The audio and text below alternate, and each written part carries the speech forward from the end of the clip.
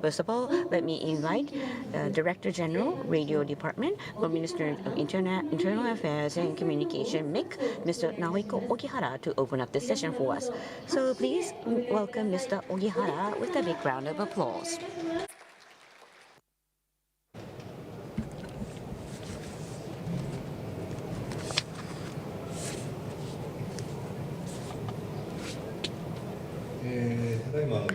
Thank you very much for your kind introduction. I am from the Radio Department, Ministry of Internal Affairs and Communication. My name is Ogihara, Director General of the department. And thank you very much for your continued understanding and support of the radio wave administration. Thank you very much. Well, as the co-organizer, I would like to express my sincere gratitude to many people who are participating today in this international workshop on the promotion of the millimeter waves for 5G. I also would like to thank to the people involved in the XG Mobile Promotion Forum, who was established in this April for their support of the promotion of 5G and beyond 5G. This workshop, we have a lot of experts of this field, and we will hear the challenges and also the future prospects. They will give the presentations and also panel discussions on the international trend, as well as future prospects of millimeter wave deployment and its utilization. Also, to really have a lot of people understanding the current situation, we will have the on-demand streaming available from the 10th of June to 24th of June on the official website. And this is not just available in Japanese, but also in English, so that we can also entertain the global audience. As you know, the importance of 5G is really important because we started the initial commercialization in 2020, and I am sure the importance is getting more and more increasing. The number of the subscription as of December 2023, it has reached 40% of the entire mobile subscription. So 40% is already 5G, 86.51 million subscriptions. So we already have a lot of people who are using the 5G. In terms of the effort by MIC, well, setting up the digital infrastructure is the most important agenda, one of the most important agendas for the government of Japan. Ministry of Internal Affairs and Communication has formulated the Digital Garden City Infrastructure Development Plan, and yes, is working on various measures ahead of schedule in order to further strengthen efforts for infrastructure development, including 5G, toward the realization of Digital Garden City initiative. And we set up the target, and we are actually implementing all those efforts ahead of our initial timeline. So with that being said, in terms of the infrastructure development for 5G, numerically we're seeing quite a large advancement. On the other hand, in terms of the mobile utilization, the voices of the users, the 5G, the specific characteristics, they have not had really appreciated the benefit of 5G. So mobile environment, the mobile environment as of now for 5G is not really being made feasible or realized as of now. So that is our understanding. So as for MIC, in order to improve the convenience of people's lives and socioeconomic activities, this 5G is a very important, significant infrastructure, and this convenience have to be further leveraged. So in doing so, at the same time, the 5G need to be initiated with full-fledged effort that is going to lead to beyond 5G, in other words, 6G development. We'll be able to lead that effort towards that trajectory.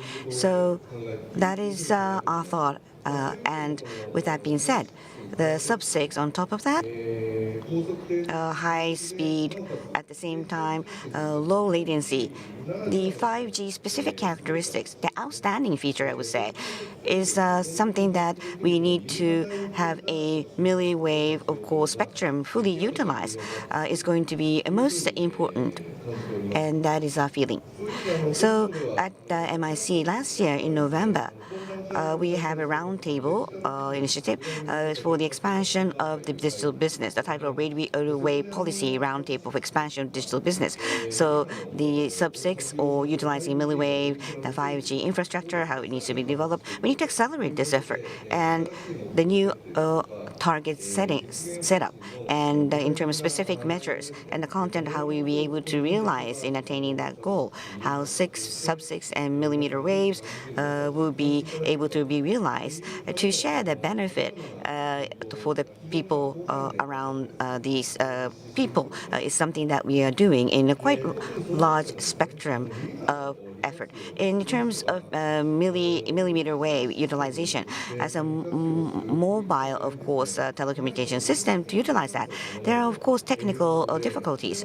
So therefore, not in Japan alone, but around the globe. For the further penetration of that, we are seeing a lot of time being spent not seeing acceleration of the uptake of the technology. So therefore, that is the reason why we, Japan, have to take a lead, inclusive of millimeter wave, the best utilization of 5G. We need to further create that momentum and foster them.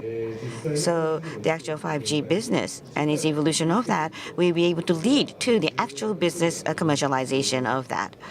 So as for MIC, in terms of organic coordinating the effort between public and private sector, at the same time, inside-outside, millimeter wave and 5G penetration and creation of its ecosystem, we would like to work towards that by offering a comfortable and convenient mobile network. Is something that we are strongly hoping to promote. Continuously, I would like to seek for your kind cooperation and guidances on this end. So to conclude, I hope that this event for everyone will be a fruitful and productive event for all of you. So with that, I would like to conclude my opening remarks. Thank you very much for joining us today. Thank you very much, Mr. Ogihara.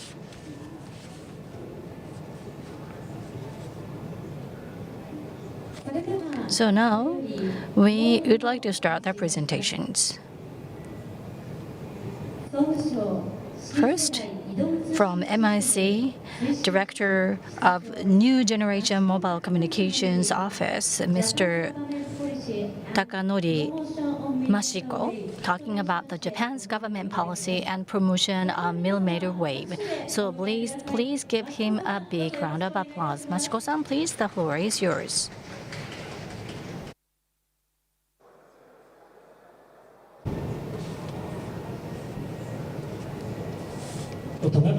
Thank you very much for your kind introduction. I am from the Land Mobile Communication Division of MIC. My name is Masuko. Thank you very much for giving me this great opportunity.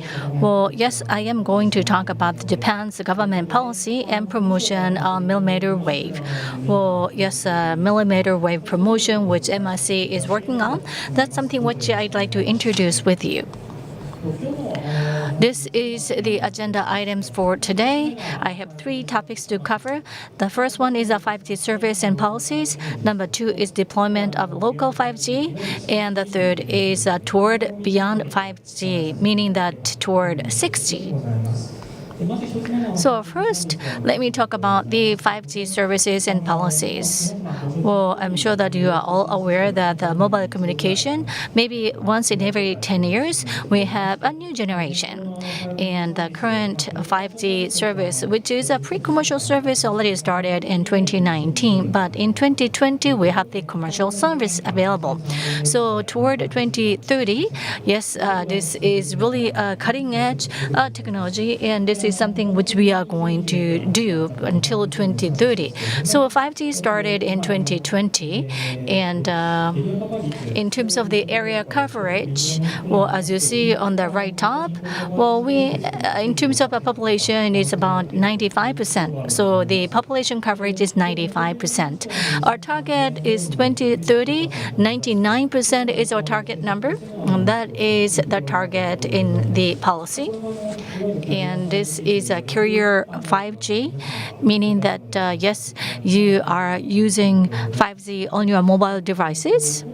And yes, once we start the commercialization of 5G, I'm sure that you have seen a lot of different demonstrations.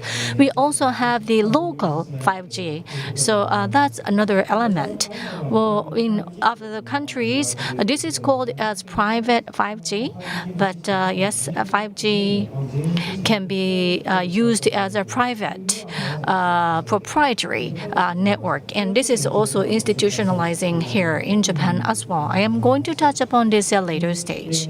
Well, here, this is the trend in the number of mobile subscribers in Japan.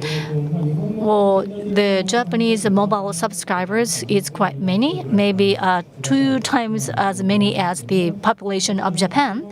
And as you see, the green, this is LTE, which is 4G, and also the one in actually red is 5G, the number of the 5G devices, and the one in purple is 3G, which is on the declining trend. And yes, service termination might be expected by some mobile carriers, so maybe 3G may be terminated at a certain point.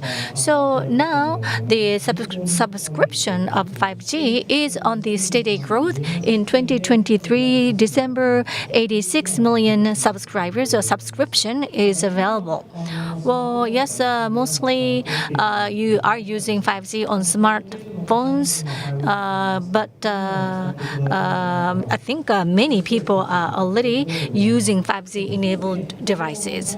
Well, on the other hand, well, yes, the number of the 5G subscription is showing this number, but well, I have to say that the theme for today, the millimeter waves, is different story. So 5G does not equal to millimeter wave utilization. So we can't really interpret the utilization or penetration of the millimeter waves here in Japan, which is quite a big challenge. Well, here, as you see, this is an increase in mobile communication traffic. So this is a communication traffic for mobile network, and throughout 1 year, 1.3 times. So that's been the trend, and this trend has not changed over years. And if it is going with that trend, as you see on the right-hand side, so 14 times in 10 years. So that's the communication traffic increase, which we have to expect. Well, yes, when I look at the users' questionnaires, they are not really feeling, it's really growing without being noticed. They have not really changed how they are using those mobile devices, but naturally it is increasing. So maybe the content itself is moving toward videos. So maybe people are watching videos. So maybe because of the contents being rich, it is increasing the traffic volume. Well, what is important on this chart is the increasing trend of the traffic has been continuing. Well, yes, in reality, well, maybe some of you may not be happy about the speed of the communication. But anyway, when communication traffic is increasing, then incumbent or maybe the frequencies will be out of space, or you will be in short of the frequencies. So in this regard, well, millimeter waves, which is a theme for today, we have to really think about how we can promote or have a wider adoption of millimeter waves. Well, currently, millimeter waves is a sort of a vacant space. So how we can best use this millimeter wave so that it can be accommodating the increasing mobile traffic volume. And this is the common challenge for older mobile carriers. Without using millimeter waves, we will not be able to accommodate all the mobile traffic in a few years. Then, well, if we are going to have the better devices, I don't think we can to replace those devices at one shot. So gradually, we have to really think about how we can best leverage millimeter waves in different applications. That would be quite important. Now, this is a 5G frequency allocation status, and yes, left-hand side is mobile carriers, and for each one, low band, mid band, sub-6, and millimeter wave, and looking at the bandwidth, maybe more than half are millimeter wave. So that's the current situation. Well, in this regard, well, yes, in the future, the millimeter wave bandwidth, how we can best use the millimeter waves is also important challenge for the mobile operators. So now, this is usage status of the 5G frequencies and also how it's being utilized, and including Japan. Well, 5G area coverage, I think traffic is not really growing for this band. That's also a reality. Well, maybe it has to make infrastructure development ahead of the utilization, but once 5G is adopted by many people, traffic is also going to increase, and maybe the right-hand side, it's kind of flattening, but I am sure this is going to increase for the future. This is devices enabled with millimeter waves. This is a shipment, and this is a little bit outdated in 2022, 2.4%. That's in Japan. On the other hand, the U.S. already 60% of the devices are already enabled with 5G or millimeter wave, and this is because 5G came out using millimeter wave in the US ahead of the 5G, so that's why they are making a great success. So well, in terms of the millimeter wave utilization, we do have the 5G Business Design Action Plan or working group, and they have compiled 5G Business Design Action Plan. And here, the infrastructure development is one, and use case creation is another, and also popularization of devices and terminals. So there are 3 pillars in their proposal. So with these 3 elements, I think a chicken or egg issue. Without network, devices cannot be adopted, and unless we have a lot of devices, the network will not be developed. But by having these 3 approaches, I think each individual pillar has to make its own progress so that we have the promotion of the millimeter wave. So in terms of local 5G, I would like to share with you some of our initiative as well. So in terms of local 5G, the 5G technology is leveraged, so the private network is going to be created. So that is the program. So factories and industrial application or agriculture. So the so-called smart agriculture. Very stable network is going to be offered by its means, and that is one of the methodology which highly has been anticipated by the industry. And local 5G,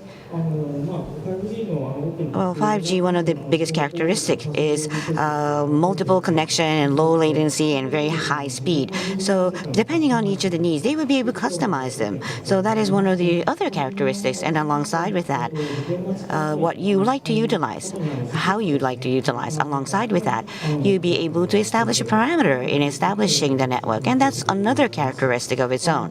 And for instance, at the very top of the pyramid, an 8K sort of high resolution video transmission, the network itself is going to be a large capacity network. So 5G characteristics could be maximally be utilized, and you can create your own dedicated, customized network. So that is the characteristic of local 5G. So local 5G, well, as of now, in terms of the status of the current local 5G, when the system first started, is the millimeter 5G was utilized. So therefore, about 1 year after that, the sub-6 spectrum also had been allocated. So in terms of the numbers, so millimeter wave and 5G, you can see the graph, it's not increasing, but recently, sub-6, the local 5G utilization case studies are increasing. And the local 5G, the use cases, there are several of them that I would like to share with you. So first of all, sub-6 band in Narita Airport, the autonomous terminal bus, it can be utilized for remote monitoring. And below, as you can see, the millimeter wave, there are some case studies related to the tunnel, of course, construction work. It's utilized for those means as well. And these local 5G promotions is something that is being done by a ministry. And at MIC, the local 5G, we have an introduction guideline, which we have compiled. At the same time, the next GMF, the 5G ML, the local 5G, in terms of manual to get certified as a license of 5G also have been compiled. And technological development entails local 5G field trial. In 2020 to 2024, 2022, we have had this deployment. So local 5G benefit are also being verified. And the next, of course, plan is towards 6G, is toward beyond 5G. So towards 6G, we also have some initiative. So 5G in 2020, already we have seen the penetration of that already. So it's a once in a decade a transition point of technology. So therefore, 2030, it's going to be beyond 5G. In other words, 6G is going to be implemented. So that is expectation that we do have. In each countries, as you can see, the 6G, there is a promotional institution that has been developed in Japan as well. So far, the 5G MF and beyond 5G also being endorsed by Beyond 5G Consortium. And this had been merged as XGMF this April. So that is where we are working towards. So beyond 5G, in other words, 6G that is, well, so far is high-speed, low latency, multiple connection. There are other characteristics that are being added. So within this, what I would like to highlight is that there are two things, I would say, in terms of security, for safe and secure utilization of network. And the other important aspect is ultra-low utility consumption, power consumption. So in the past, the so-called green, idea of green, the lowering the power was another, of course, important area that was under spotlight. But recently, the energy cost is increasing, is on a hike. So therefore, not only for the planet Earth, but in terms of your own operational cost and low, of course, power consumption is going to be another important area that we also need to look into. So this is beyond 5G promotion strategies. So this, again, is summarized on this foil. Mainly, there are three pillars. So in the middle, as you can see, in terms of R&D effort and also IP standardization and social deployment. So based on these three pillars, we are going to work towards that for the promotion of 6G. So 2030, we are foreseeing commercialization of that. So 2025 in the middle of that. So that's going to be 1 year from now. So in the sort of timing of inflection towards 2030, at Osaka Expo, at the field, Beyond 5G Showcase, Ready Showcase is going to be introduced. So Beyond 5G, how it's going to change a society in the future. What kind of community are we going to foresee? So we are going to showcase that to the visitors. So that is what we are planning for the expo, upcoming expo. So for this, next year, from April to October, we will have the Osaka exhibition. So it is not a permanent exhibition. So in about 2 weeks, a limited exhibition, we are going to show how the next advanced technology of telecommunication is going to change the world and what kind of livelihood would you be able to realize. So you'll be able to experience that at this expo. So that is undertaken by the initiative of MIC. So that would be all for my presentation. Thank you very much for your kind attention. Thank you very much, Masuko-san.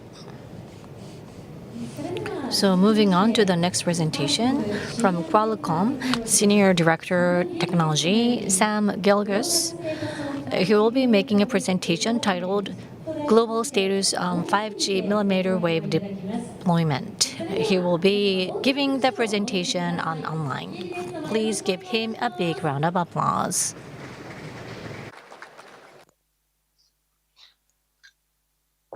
Thank you very much. It's an honor to be with you guys today. So we'd like to address 3 points in this presentation today. First, millimeter wave use cases, or when or where should millimeter wave technology be used. The second topic is a high level or a global view of the millimeter wave deployments worldwide.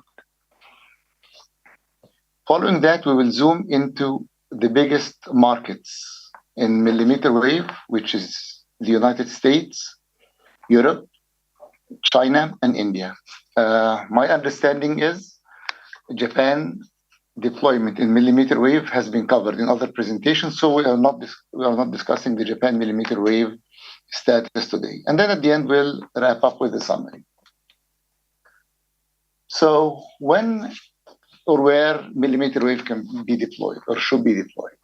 In short, anywhere where extensive capacity is needed, higher throughput is needed, and a fair and consistent user experience is needed. On top of that, we also benefit from the inherent low latency aspects of millimeter wave. That can be deployed indoor and outdoor. When it comes to the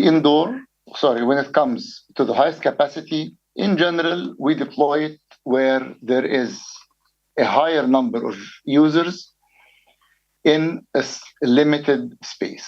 For example, one example we have is indoor enterprises, like office buildings, university campuses, auditoriums, meeting rooms. So in addition to offering the typical applications like supporting the connectivity of smartphone, tablets, laptops, it also opens the opportunity or lets us deploy new use cases. For example, security cameras. We do not need wired connectivity to all security cameras, gives us flexibility in deployment, faster time to deploy, and extensive uplink capacity needed for these high definition or 4K cameras. Another example is transportation hubs, which could include airports, train stations, subway stations, where typically, depending on the time of day, there could be a congestion situation or a need for extremely high capacity due to rush hour traffic. With millimeter wave, we do not have to worry about that because it offers very wide bandwidth, extensive capacity, and we can densify the indoor network using small cells, which effectively offers us a virtually unlimited capacity in a situation like that. On top of the passengers, meeting the passengers' need for data, this can also be used for applications for the train station itself, for the company itself, when it comes to maintenance or back office applications. And we have an application of that coming in a few slides when we talk about worldwide trials. And then we have sports venues, as in stadiums, music venues, shopping malls, conventions, and it works very well in these areas. The demand there is infinite. No matter how much capacity we give these venues, the users will consume any amount. And this particularly differ from macro deployments in a few aspects. First aspect is huge data demand on them.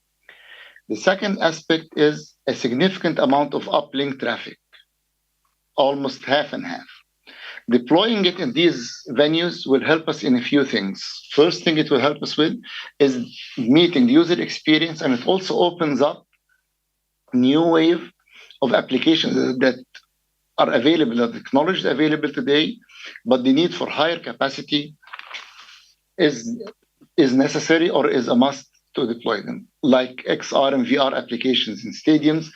Like a couple of years ago in the American football NFL Super Bowl, there was an application on the users' smartphones where we can watch replays. They can watch replays from different angles, from different cameras around the stadium. So you can just imagine thousands of users in a limited area using high bandwidth application as video. Millimeter wave supported it. It worked very well. Another typical application is dense urban areas, like that crossing, which should be familiar to all of us. This is Shibuya crossing. So typically we have millimeter wave deployed in high traffic areas, like downtowns, like Shibuya traffic, Shibuya crossing, New York City, Chicago, all of these areas have millimeter wave deployed. And it helps in different areas. Of course, it meets data demand. Sometimes in these congested or highly dense areas, it may not be very feasible to densify the network due to permits and due to areas where we can deploy small cells. So one cell with an extensive wide bandwidth will help significantly in this area. Another area where on top of the high capacity and high throughput, these areas, which is industrial in general, benefit from the inherent low latency of the millimeter wave. So in an area where, like a warehouse, we can have these AGVs, automatic guided vehicles. They can grab stuff, take pictures of items. These are manually done today. Like users drive these today, it can be automated. And we can also use high UHD cameras, high fidelity cameras, high definition cameras on these aisles, and it helps. We're working with a customer right now that have these deployed. They can check inventory using XR applications. They can check for incidents if something fell, if somebody got injured on the floor. Nobody needs to go there and check, but these cameras will let us walk these aisles without actually moving from the office. In the middle here, we also see an application where we can use XR for training. It's a new area of human-machine interface. There is no need to be actually inside of a machine. We can do that remotely and using the high bandwidth and the low latency needed for XR applications. Another application here is industrial in general, where robotic arms will need high, very, very low latency. And on top of that, we see applications of cameras along the assembly line, where the cameras can take pictures of the product splitting out of the assembly line, uploading them in real time into a server, where AI applications and algorithms are run to detect any problems with the manufacturing. Obviously, having several cameras will need a high bandwidth, and the presence of millimeter wave or the utilization of millimeter wave will let us move these cameras, these robotic arms, without the need to rewire, just like the case of Ethernet. And let's look at a world map and see how or where millimeter wave is deployed there. Basically, today, as we speak, there are two major markets or two main markets where millimeter wave is deployed. North America, mainly the United States, and Japan. In the United States, we have, as of last February, more than 90,000 cells have been deployed. All US operators, nationwide operators, have millimeter wave bands right now. Addition to this list, we can also have Dish, which have millimeter wave spectrum. We just did not add dish networks right here because we're addressing the current commercial deployments. The same thing, in addition to these bands right here, where we have N260, 261, and 258, that's 39 gigahertz, 28 gigahertz, and 26 gigahertz. There is also 47 gigahertz, but we did not include it here because it is not commercialized yet. Japan, on the other hand, has also a significant amount of millimeter wave deployed. All four major operators, nationwide operators, have bands. The infra vendors, similar to the US, are Ericsson, Samsung, and Nokia on both ends. The slightly different part is that Japan operators, or the Japanese operators, have deployed in 28 gigahertz or the superset of 261. Both are 28 gigahertz, but the 257 is a bigger band within, or a bigger bandwidth within the same band. Taking another picture of the worldwide, what it looks like. You've got Europe. Little or not significant amount of commercial deployments, but they are already starting, but a lot of trials out there. The deployment is in 258, which is the 26 gigahertz band. A lot of tier one operators in Europe are already either beginning to deploy or actually in trials right now, where the infra vendors there are mostly Ericsson, Nokia, and Huawei. China, Middle East, Latin America, India, and Australia, all of them are in different phases of trials. The thing that we notice here is that all of them, China, Latin America, India, Middle East, Australia, and Southeast Asia, all of them are using 258, which is a 26 gigahertz band, which is something very promising because we know that a significant ecosystem is going to be developed around this band.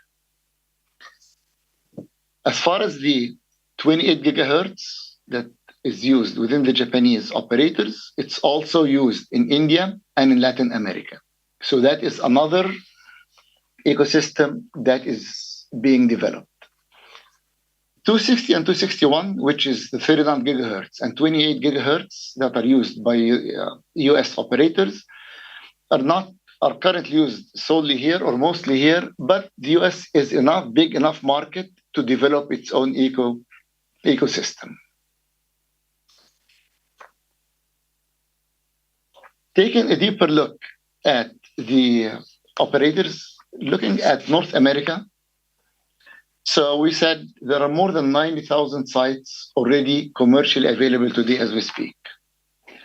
Almost 5 gigahertz of millimeter wave spectrum has been auctioned since the first millimeter wave auction in 2019.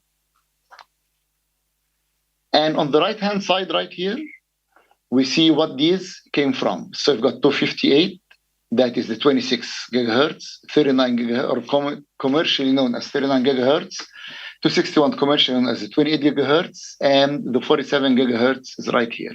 We've got a total of almost 5,000 megahertz in all of these together. All of them are contiguous. We have two blocks when it comes to the 258 or 26. That's we've got a 200 megahertz block and another 500 megahertz block adding up to 700. And as we said, all four nationwide operators have already secured millimeter wave spectrum. And from what we see, the deployment focuses today on high capacity areas. And I have a slide on that coming up next. And within these high capacity areas, we can complement the millimeter wave coverage with mid-band spectrum anytime when it is needed. So what do we mean by high capacity or high throughput needs? Three major use cases emerge today that are currently deployed: fixed wireless access, traffic hotspot, and stadiums and concert venues. So for the fixed wireless access, the millimeter wave focuses today on deployments on suburban and rural areas where it is cost effective particularly in sparse areas and not very heavily populated areas like rural areas, where it gets to be feasibly or economically not feasible to connect wires. It costs too much when we do not have enough users to address. Millimeter wave and if 5G in general come to the rescue when it comes to that. Same thing with suburban and possibly also with urban areas where it's difficult in downtown areas or dense deployments. It gets to be difficult to get permits and dig trenches. Millimeter wave or 5G mix of millimeter wave and mid-band fixed wireless access is very feasible and cost-effective in this area. On traffic hotspots, which we're talking about city, downtown, city areas, airports, convention centers, we see a lot of these hotspots being deployed today. Most in the form of small cells. And in the US today, we have more than 30 cities with these hotspots being deployed in, including Los Angeles, downtown Chicago, different areas of traffic within New York City, like Times Square, and San Francisco in the tourist areas. The third area where we see a lot of deployments is in stadium and concert venues. And like we said, it's virtually unlimited by densification, and we can densify fairly nicely with millimeter wave, with narrow band, so there is not a lot of interference. Provides enough bandwidth and enough capacity for both uplink and downlink. Every NFL stadium, American football stadium, there are 30 of them in the United States, are already covered by millimeter wave. Excellent user experience there. One of the operators in the last Super Bowl, which was played back in February, reported 46 terabytes of total data being used, both inside the stadium and the area around the stadium where fans gather and celebrate. Out of this, 10 terabytes are just inside the stadium during game time. And these 10 terabytes are carried on millimeter wave. That tells you how much data or how much data is carried on millimeter wave, where the capacity that it offers a significant improvement to the user experience, significant advantage to operators. Europe, like we said, has 26 gigahertz assigned for millimeter waves. Many countries have already assigned or auctioned spectrum, and others are in the process of doing it right now. So we see commercial deployments are just starting in Finland, Germany, Italy, and Spain. The UK is one of these that are just in the process. This year, the United Kingdom will auction 6 gigahertz in both the 26 and the 40 gigahertz bands. So on top of the 26 that Europe is deploying in, they're also adding additional capacity in the 40 gigahertz band. Use cases, which we'll see in the next slide, focus on FWA, transportation hubs, university campuses, and healthcare.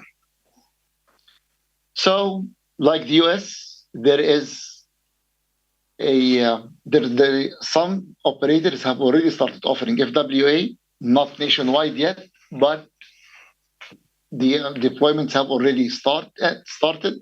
It's available in different cities across Italy. With an open signal in the report issued this year, they said millimeter wave in Italy, they did some testing there, rivals FTTH, fiber to the home, in the quality. It is consistent quality, just like the fiber. A train company in France has deployed it, and as we said, the goal is to meet the data demand at peak hours, which can significantly be high. But on top of that, also, we have an application for the train company itself, like augmented reality-based inspection. You put cameras where people do not need to go underneath the train or inside the engine or that stuff. That's all done using augmented reality. And another interesting application that they did is the download of all the sensor data or all the engine data from the train automatically using millimeter wave once it pulls into the garage. That stuff is done manually today. Somebody has to manually go into the train, download the data on a storage device, walk to the server, and download it to the server. Millimeter wave saves significant amount of time and effectively eliminates user error by automatically uploading this data. In Germany, you've got university campuses in a deployment, in a university campus as a test deployment today, where Wi-Fi network is there, but significant demand and the lack of outdoor mobility gets in the way. There is not much coverage on outdoor, so millimeter wave based private network has been deployed indoor, outdoor, meeting the demand of the capacity demand, the mobility demand of both indoor and outdoor. And once you have that, it complements the Wi-Fi network and opens up a whole bunch of applications at that time. China, the MIIT just released the trial spectrum to operators last month. So as we speak right now, millimeter trials are just starting in China right now.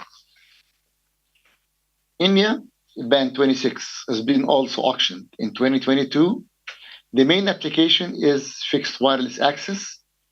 This is the main application that will use millimeter wave, and the trials and planning are currently ongoing as we speak. One of the operators are committing to covering up to 100 million households using FWA on millimeter wave applications.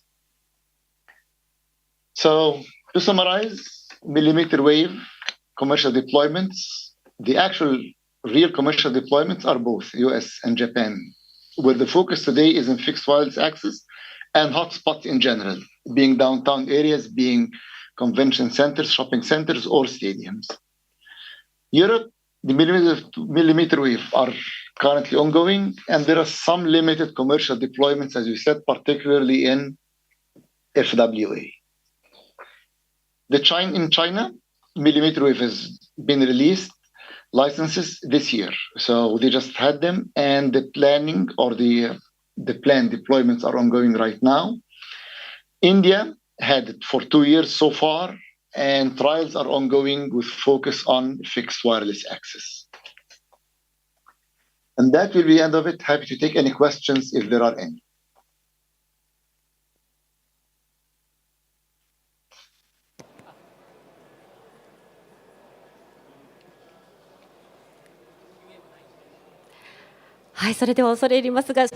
Well, thank you very much. Unfortunately, we cannot receive questions from the floor today, but thank you very much. Mr. Sam Guirguis, thank you so much for your presentation. Thank you. Thank you very much. My honor. Thank you. So we'd like to move on to the next presentation. Next presentation is from Ericsson, Director of Advanced Technology, Asia Pacific, Mr. Christopher Price. He will be talking about milliwave solutions and opportunities. So please give him a big round of applause. So Mr. Price, the floor is yours.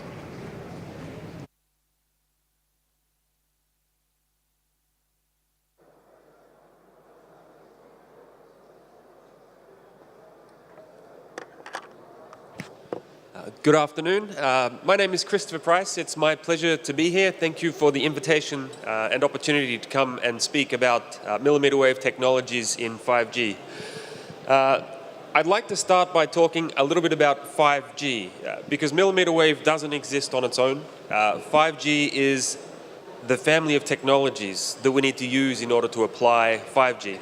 And it's combined of a number of different frequencies, which we'll talk about in a little while. But one of the key things about 5G is we're not quite there yet.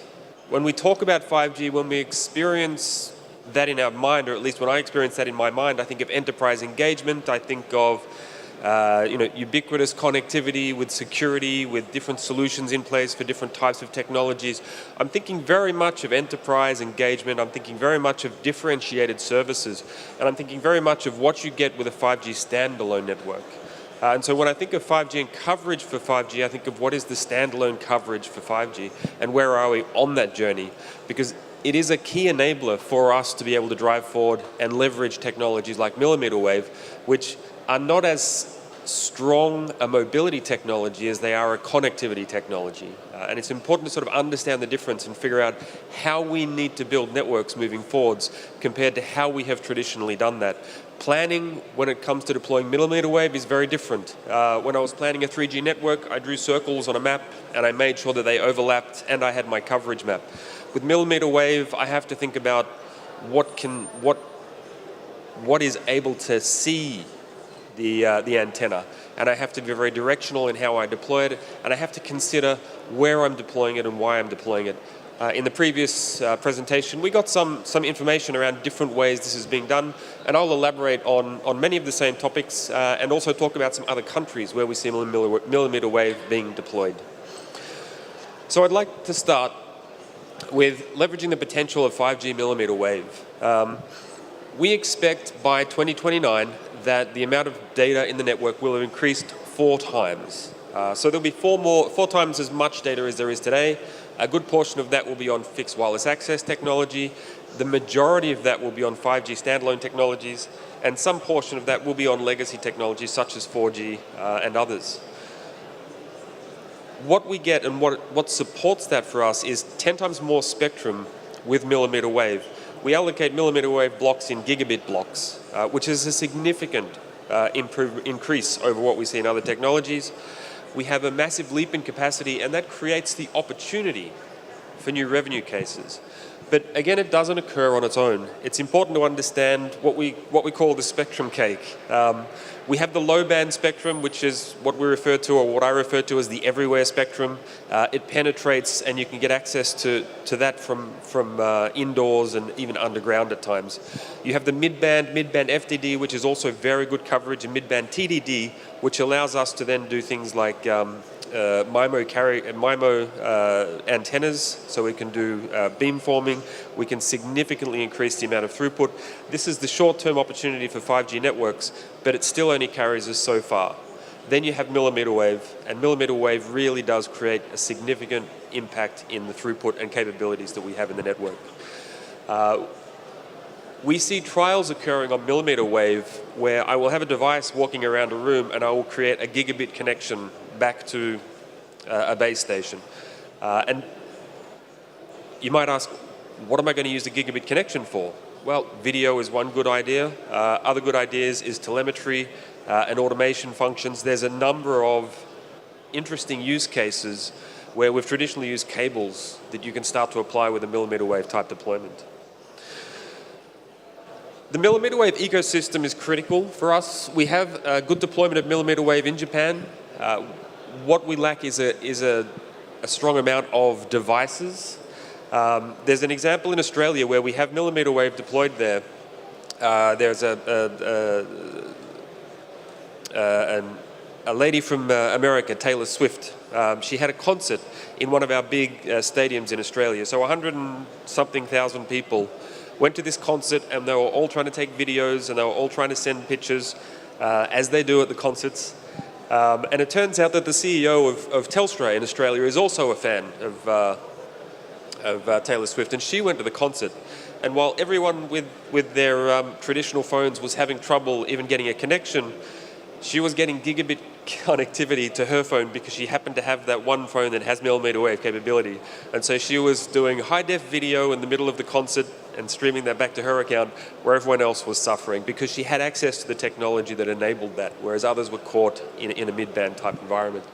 But what do we see occurring then in devices? The reason I have this up here, we have computers, for instance, of course, smartphones coming through. We have IoT devices with remote antennas. So all of a sudden we have the ability to do millimeter wave capability in factory settings and other IoT type of environments. You have the Razer Edge 5G. So now there is a gaming console that has millimeter wave connectivity.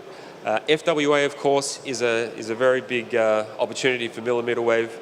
But also a device that some of you may have seen here in other areas, and I'm actually very fond of, is the Sony PD-1. This is a fantastic small form device for IoT connectivity. does 5G carrier aggregation, and has inbuilt cooling. So as opposed to many other devices, when you turn on millimeter wave, they may warm up. This device is still quite compact, but because of the cooling, you can consistently and constantly send millimeter wave.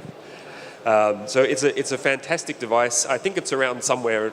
I'm sure you'll be able to find one here and have a look at it. But the millimeter wave device ecosystem is certainly increasing. There are new devices coming to bear that overcome some of the shortfallings we've had before. And suffice to say, it's not just the devices that are improving. From a radio antenna perspective, if you had deployed millimeter wave back in 2020, you would have a certain range, a little bit over 2 kilometers. The technology was very good, but could be improved. Since then, we've gone through 3 iterations in developing millimeter wave technology. You get more than 7 to 8 kilometers now of range. A number of improvements have been made on the air interface to improve battery life for the devices, but also the performance of the millimeter wave physical layer, or layer 1 stream itself. So more optimized, more energy efficient, and far better range than we've had in the past. So what we first assessed millimeter wave on when we were doing early trials is no longer the reality that we have in the network. And the devices that we have coming through are able to take advantage of this. And so what we see is there is now actually commercial applications for millimeter wave. I'm going to talk about 2 use cases, and the first is the enhanced mobile broadband. You remember 3G brought us the mobile internet, 4G brought us mobile broadband. Now we have the enhanced mobile broadband, and here we're talking high traffic throughput. Here we're talking moving video around a lot, streaming and various things. Millimeter wave adds needed capacity in certain crowded locations. We already talked a little bit about the stadium location, but millimeter wave bands offload the sub-6 bands for some of those more demanding use cases. The key thing to remember is line of sight's important for millimeter wave. If you hide behind a tree, you lose your millimeter wave connection. So there needs to be line of sight.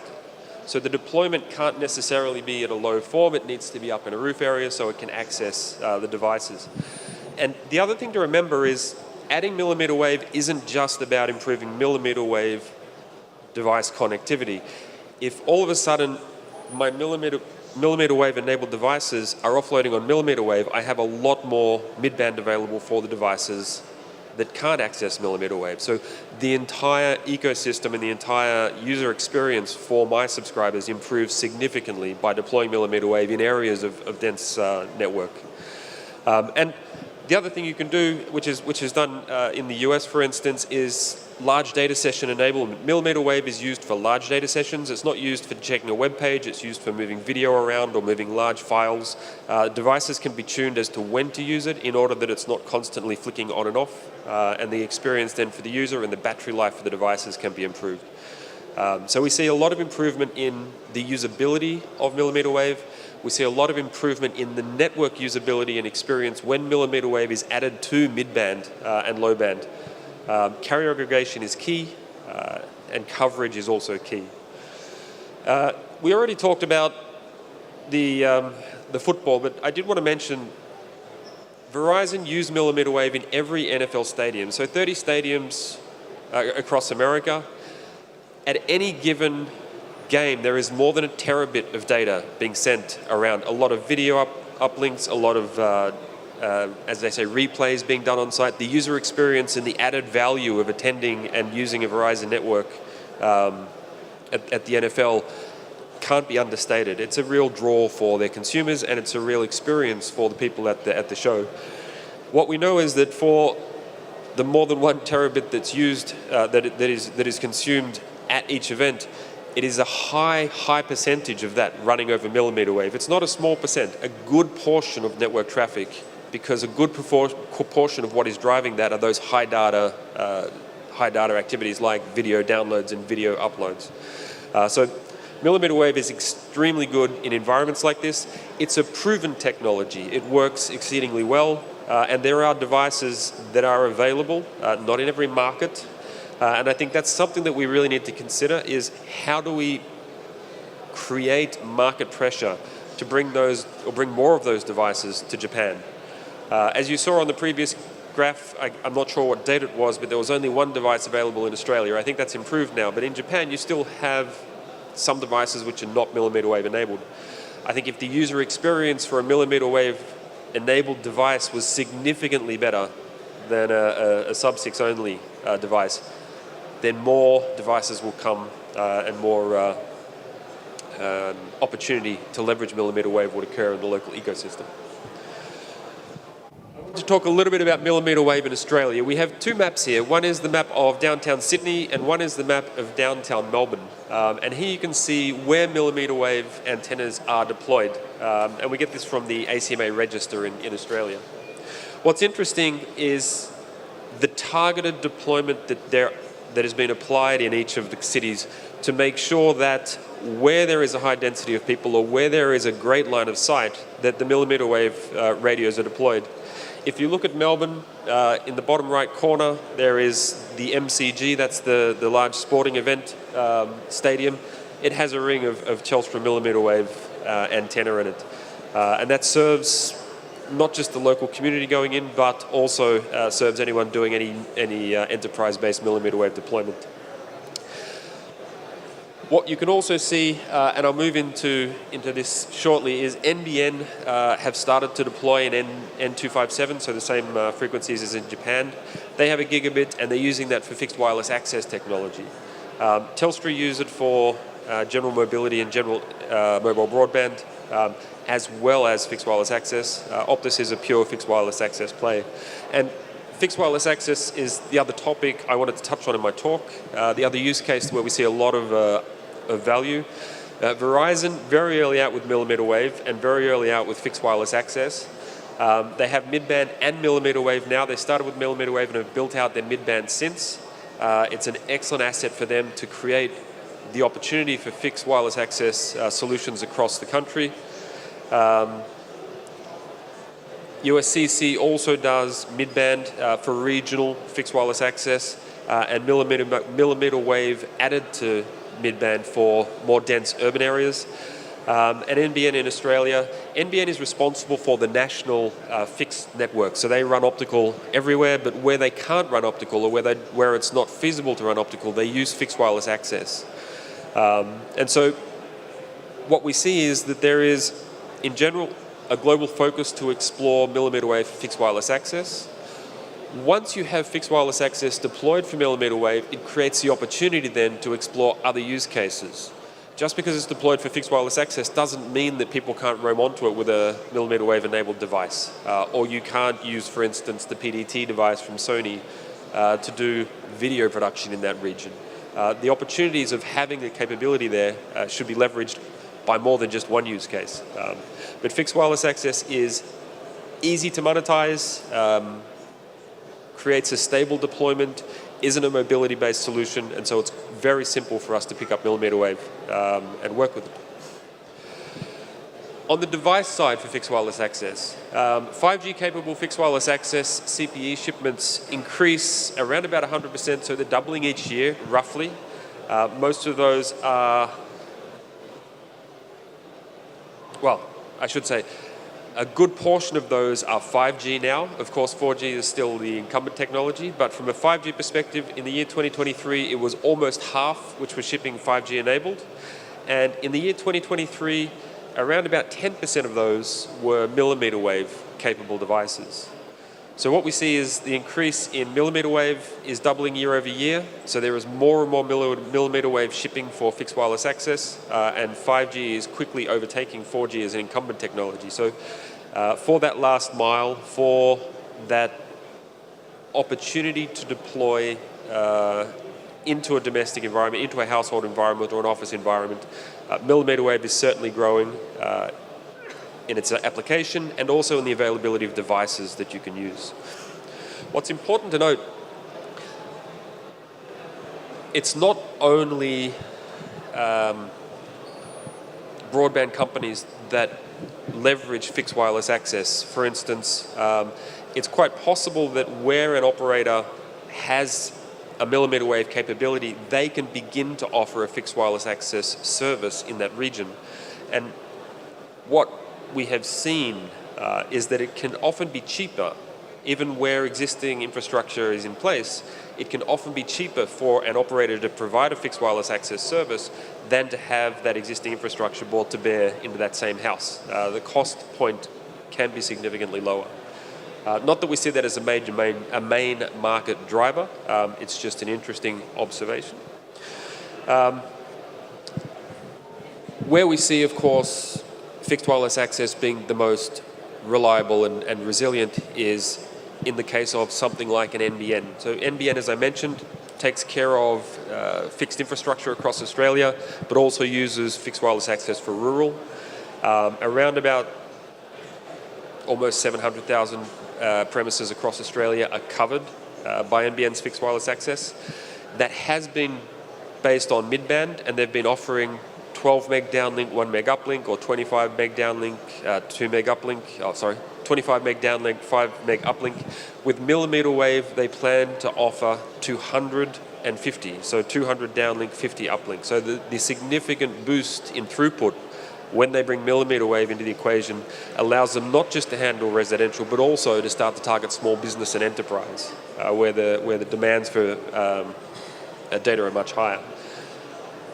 It can be a significantly cheaper way of connecting to premises than using traditional methods, and the throughput is now often more competitive in some cases than traditional methods.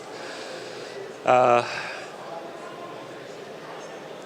don't have a lot more to say about fixed wireless access, and I don't have a lot more to say about millimeter wave. I think I can be ready for the next presenter, unless there are any questions, if we're doing questions.